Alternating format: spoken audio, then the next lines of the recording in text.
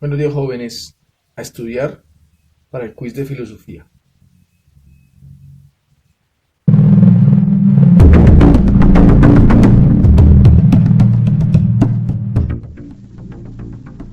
Ontología, entendida como la teoría del ser, planteando dos preguntas.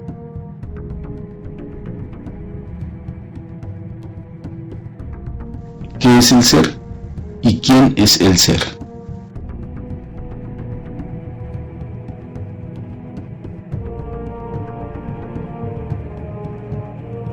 La pregunta fundamental de la filosofía, ¿qué es el ser?, surge de la necesidad de dar explicaciones racionales, no mitológicas, a los fenómenos del mundo físico.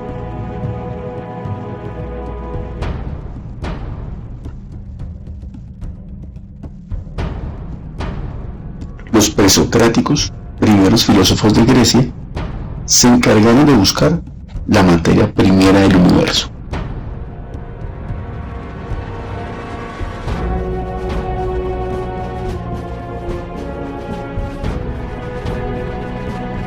En ese afán de desmitificar la teoría del origen de las cosas, pensaron en dar explicaciones más racionales al origen del mundo.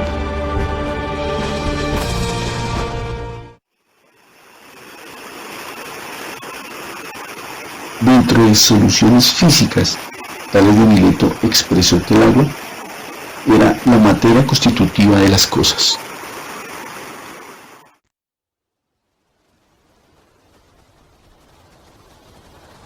Anaxímenes manifestó que el aire era otro principio físico de todo lo existente.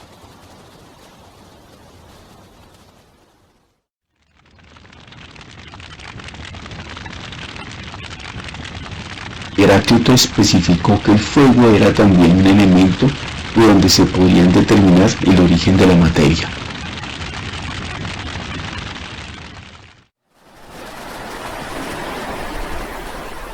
Empédocles hace énfasis en sus cuatro elementos: agua, tierra, fuego y aire, por ser aquello de donde sale todo lo demás.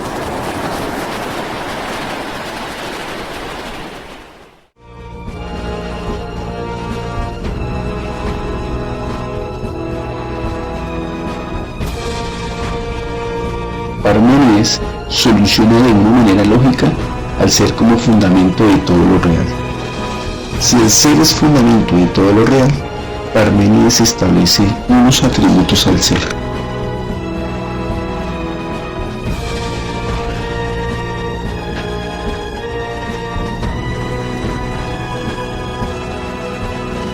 El ser es uno, no puede haber dos seres diferentes. Encontrar dos objetos diferentes es una deficiencia del conocimiento. Por ejemplo, en esencia, triángulo es triángulo, círculo es círculo, cuadrado es cuadrado. Pero ningún triángulo es un círculo, ningún círculo es un cuadrado, ni un cuadrado es un triángulo.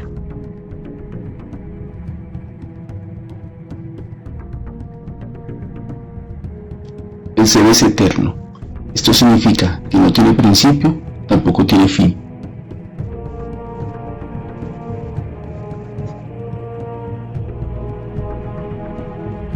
El ser es inmutable, el ser no cambia. Lo único diferente al ser es la nada, y esta no es una característica del ser.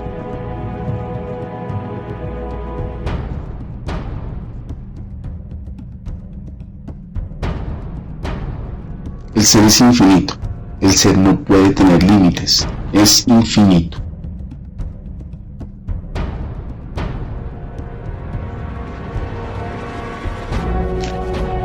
Ahora miremos la concepción ontológica de Platón, donde expresaba: lo único que existe son las ideas.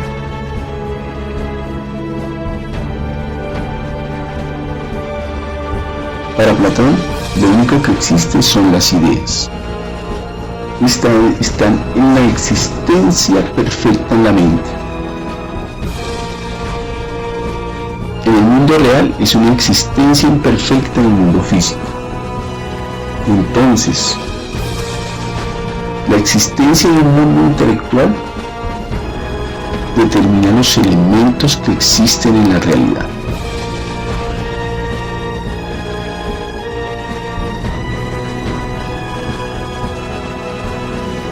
Para Aristóteles, que es toda una filosofía contraria a Platón, para Platón no son necesarios los sentidos para conocer las cosas.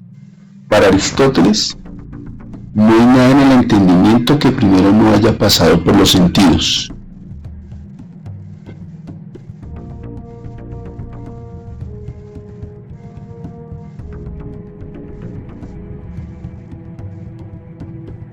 Aristóteles fue el más ilustre discípulo de Platón y a su vez el más crítico de su sistema ontológico.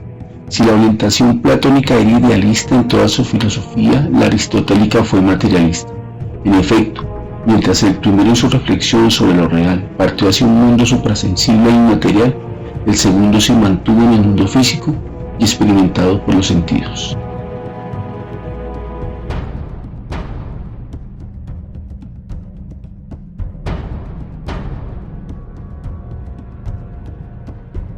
La teoría aristotélica, la teoría ilemórfica, consiste en que las cosas tienen materia, pero también tienen forma.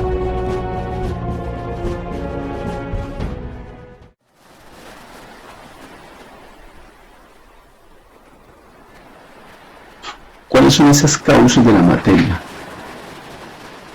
La primera, la causa formal,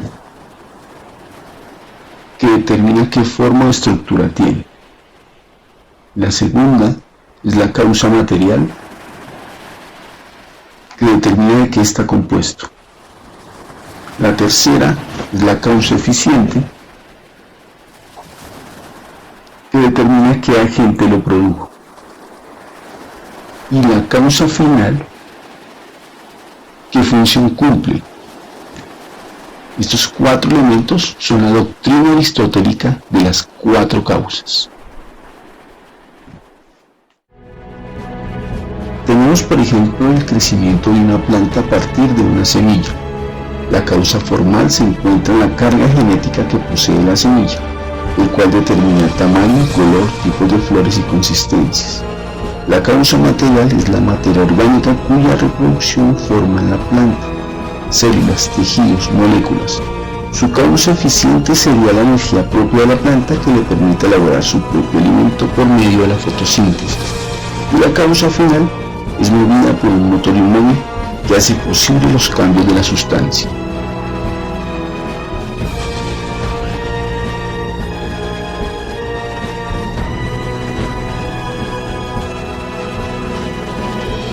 Los filósofos griegos, sus reflexiones dieron paso al pensamiento occidental.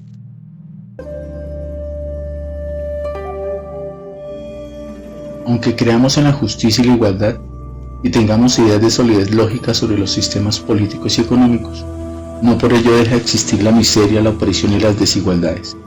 ¿Será correcto emprender reflexiones idealistas antes de realizar acciones que modifiquen positivamente la realidad material que vivimos?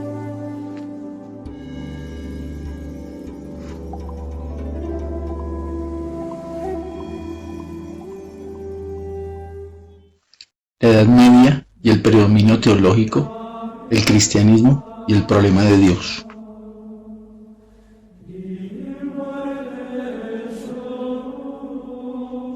En lo que respecta a la actividad intelectual, el sello de la Edad Media está dado por el cristianismo y el problema de Dios. De un lado, esto fue posible por la profunda decadencia de poder político en Europa a partir del siglo V aproximadamente, que se hizo necesaria la intervención de otro tipo de poder, el religioso. Gracias a él se conservó en Europa durante casi 10 siglos una unidad ideológica y se preservó en buena medida la herencia cultural de la antigüedad greco-romana. De otro lado, el cristianismo le fue indispensable el desarrollo de un pensamiento racional para defender y explicar su doctrina religiosa. Aún en el siglo IV y V después de Cristo, existían grandes grupos paganos y otros que interpretaban las Sagradas Escrituras de manera no acorde con la enseñanza cristiana.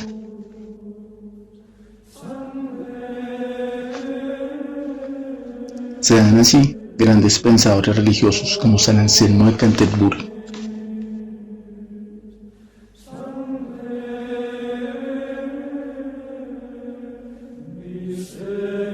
Para realizar este trabajo ontológico de San Anselmo, estuvo influido por Aristóteles, pero parte de dos principios. El primero, las cosas son desiguales en perfección.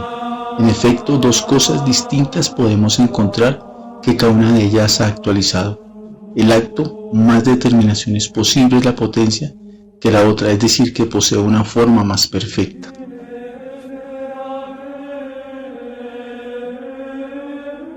Todo lo que posee en perfección en mayor o menor grado, lo posee porque participa de esta perfección considerada en forma absoluta. Para entenderlo mejor, digámoslo en términos aristotélicos, toda forma que pueda poseer una sustancia se encuentra en la forma pura que es Dios y proviene de ella o de Él.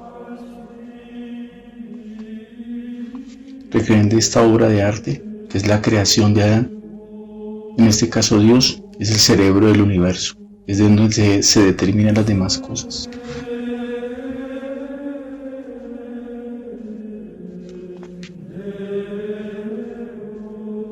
La anterior es una prueba ontológica de la existencia de Dios, pues se fundamenta en el ser de las cosas.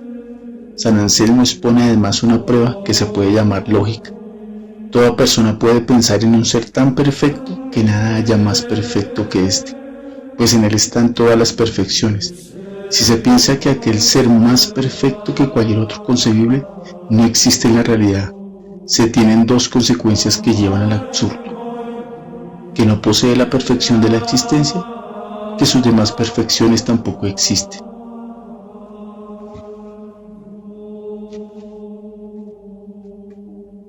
El absurdo consiste en que si aquel ser concebido como el más perfecto no existe, cualquier otro ser conocido como imperfecto y de cuya existencia no dudamos, un árbol, por ejemplo, sería más perfecto que aquel pensado como el más perfecto. Y puesto que todos podemos tener en la mente la idea del ser perfecto, este ha de existir.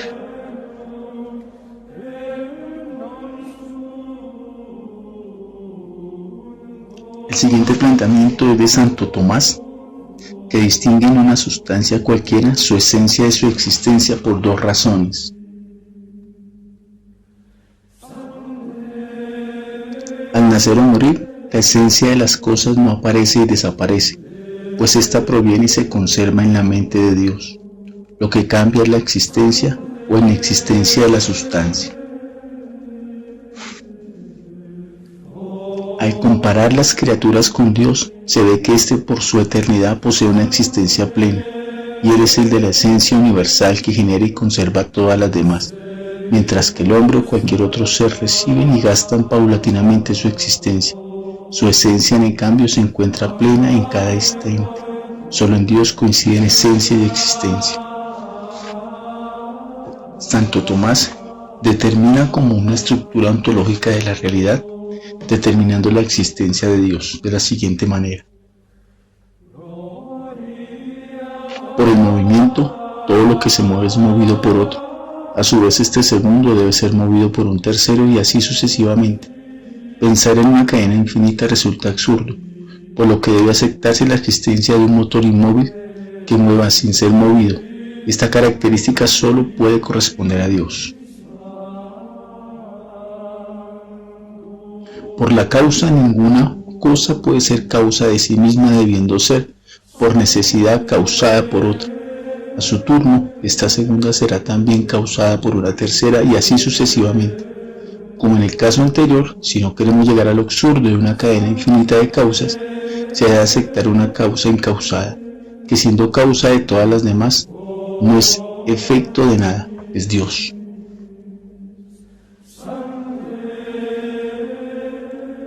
Por la contingencia de los seres, un ser contingente es aquel que puede existir o no, sin que por ello la existencia en general deje de darse. Un ser es necesario cuando pensar que pueda no existir resulta absurdo.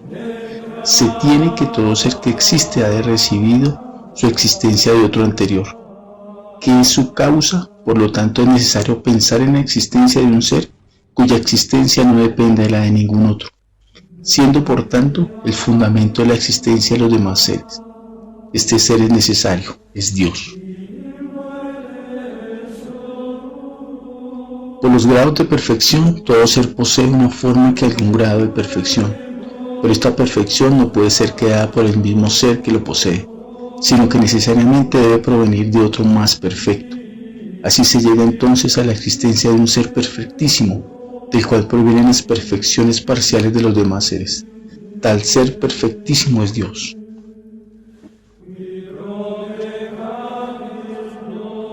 Por el orden y la finalidad, en el universo existen seres carentes de inteligencia, que sin embargo obran dentro de un orden inteligente y con una finalidad. No es posible pensar que ese orden y finalidad sea dado por ellos mismos. Por lo tanto, es necesario pensar en una inteligencia infinitamente superior a toda otra, que organiza a todos los demás seres. Esta inteligencia suprema es Dios.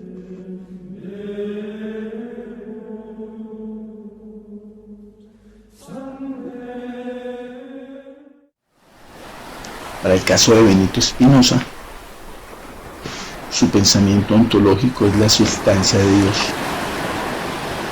En cada una de las sustancias individuales que se pueden determinar, toda sustancia individual más es que una sola sustancia única y universal, causa de todas las demás. Se habrá también de aceptar que dicha sustancia universal posee todos los atributos que existen, es decir, es perfecta. En conclusión, esa sustancia es Dios. La sustancia en Spinoza es la esencia es de donde se determinan las demás cosas. Hasta el momento todas las concepciones ontológicas ponen en una cumbre media perfecta un acto puro, existir pleno que naturalmente coincidía con Dios. Bajo esto los demás seres, todos los cuales recibían el primero su existencia y su esencia, se tenían entonces que eran diferentes del ser perfecto, pero a la vez eran causados por él, no habiendo además otra fuente de cero de existencia. En opinión de Spinoza, tal concepción resultaba contradictoria y respondía no a un fundamento plenamente racional, sino a una concepción religiosa y dogmática. En este se partía de un Padre Creador y sus criaturas, quedando por medio una distancia y distinción entre el Creador y criatura. Spinoza tuvo la osadía de negar ese preconcepto religioso, lo cual le costó no pocos problemas con católicos y judíos. Planteó a cambio una absoluta unidad entre toda la sustancia existente, los cuales no serían más que segmentos de la sustancia divina. Dios es el océano del ser, todas las cosas son sus olas transitorias. Por esto su sistema es panteísta, pues considera que Dios es todas las cosas que existen.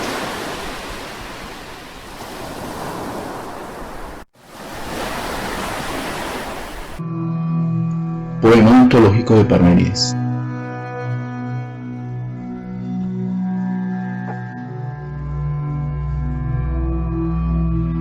Atención pues, que yo seré quien hable. Pon atención tú, por tu parte, en escuchar el mito. ¿Cuáles son las únicas sendas investigables para el pensar?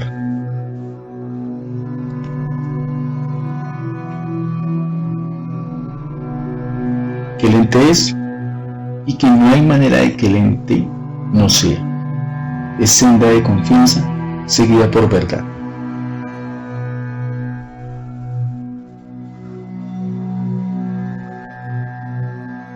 Que el ente es, y que hay manera de que el ente no sea. Debe decir que es senda impracticable y del todo insegura, porque ni propiamente no ente conocieras, que al ente no hay cosa que tienda, ni nada de él dirías, que son una misma cosa el pensar y el ser, así que no me importa por qué lugar comience, ya que una vez y otra a los mismos debería arribar.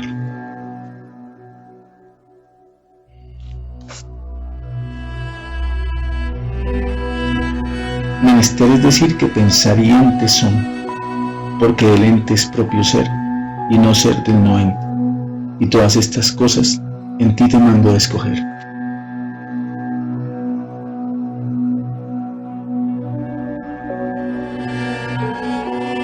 Para ellos, la misma cosa y no la misma cosa parecen ser y el no ser, mas ente es entre todos los senderos como ninguno retorcido y revertiente.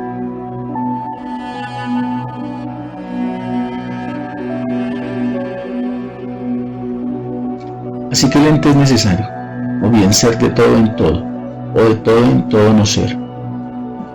Mi fe robusta ha de decir jamás que ente es engendrar otra cosa que ente. Así que no deja la justicia que el ente se engendre o perezca. Relajando los vínculos, antes queda en sus vínculos el ente. Pero sobre estos puntos se discierne con solo es o no es.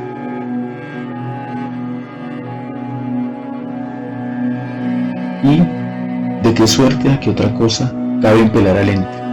Y cómo hacerlo llegaría, que si lo llegaría a ser, no lo es, que si de serlo al borde está, tampoco lo es. Y de esta manera toda génesis se extingue increíble y resulta toda pérdida.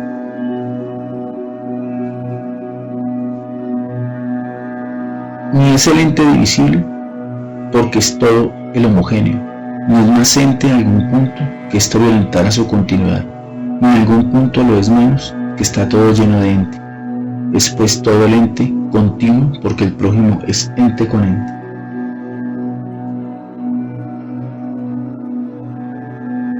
Está además el ente, inmoble, en los límites de vínculos potentes, sin final y sin inicio.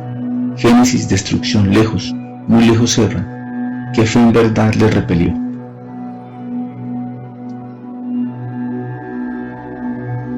El mismo es, en lo mismo permanece, y por sí mismo el ente se sustenta. De esta manera firme en sí se mantiene, que la necesidad forzuda no lo suelta, y en vínculos de límite lo guarda circundándolo, por lo cual no es el ente permitido ser indefinido, que no es de algo indigente, que si de algo lo fuera, de todo carecería.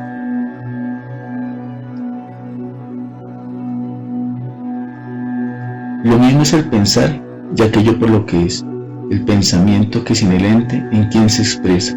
No hallarás el pensar que cosa alguna es algo o lo será, a no ser ente que sea.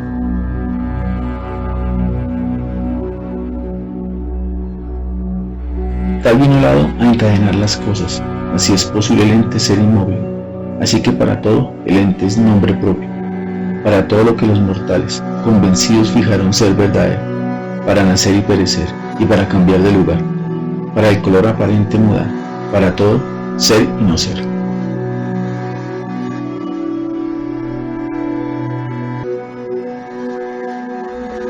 A todos les deseo una feliz tarde. Nos vemos en el encuentro Zoom